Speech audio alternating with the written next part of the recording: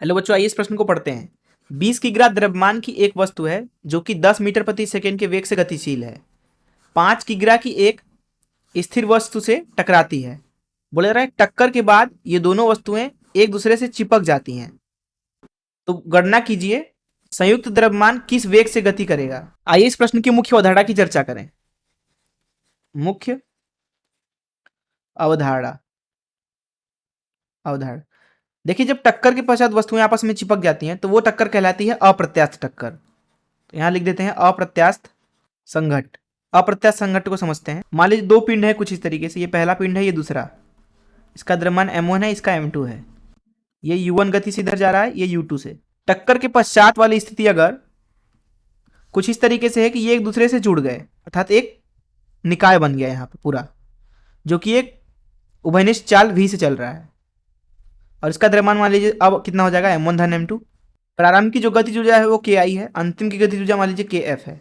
तो निश्चित रूप से यहाँ पे ki जो होगा वो बराबर नहीं होगा kf के। यहाँ पे दरअसल ki जो है वो ज़्यादा होगा kf से। कारण समझाता हूँ। कारण यह है कि यहाँ पे चिपकने में थोड़ी सी ऊर्जा बर्बाद हो जाती है विकृति में, किंतु यहाँ पे जो संवेग है वो तो संरक्षित होगा, क्योंकि किसी भी निकाय के ऊपर अथवा किसी वस्तु के ऊपर जो बल होता है वो दिया जाता है संवेग परिवर्तन की दर। तो जब बल ही शून्य है निकाय के ऊपर बाहरी क्षैतिज दिशा में, तो क्षैतिज दिशा में हम संवेग को संरक्षित कर सकते हैं, क्योंकि यहाँ पे टक्कर के दौरान, टक्कर के पहले, टक्कर के बाद हमने कोई बाहरी बल नहीं लगाया है इन कणों अथवा निकाय के ऊपर। इसलिए यहाँ पे जो संवेग है क्षैतिज दिशा में वो संरक्षित होगी। क्षैतिज दिशा में प्रारंभिक संवेग pi बोल दें और अंतिम संवेग pf बोल दें, तो दोनों आपस में बराबर होंगे। यहाँ पे अगर उस चीज को हम लिखेंगे तो लिखेंगे यहाँ पे m1 u1 धन m2 u2, क्योंकि दोनों एक ही दिशा में जा रहे हैं। ये बराबर होना चाहिए m1 धन m2 गुणे v के। ये संवेग संरक्षण से हमने लिखा। तो इस मुख्य अवधारणा का इस्तेमाल करके चलिए प्रश्न को हल करते हैं। यहाँ पे प्रश्न में हमसे बोला जा रहा है एक 20 किलो की वस्तु है जो कि 10 मीटर प्रति सेकंड के वेग से गतिशील है। ठीक है, ये वस्तु बना लिया, 20 किलो की है, इधर की दिशा में जा रही है 10 मीटर प्रति सेकंड से। बोले रहे 5 किग्रा की एक स्थिर वस्तु से टकरा रही है। इधर मान लीजिए एक वस्तु स्थिर रखा हुआ है जिसका वजन 5 किलो है, जिसका द्रव्यमान 5 किलो है, और ये स्थिर है, इससे ये टकराता है।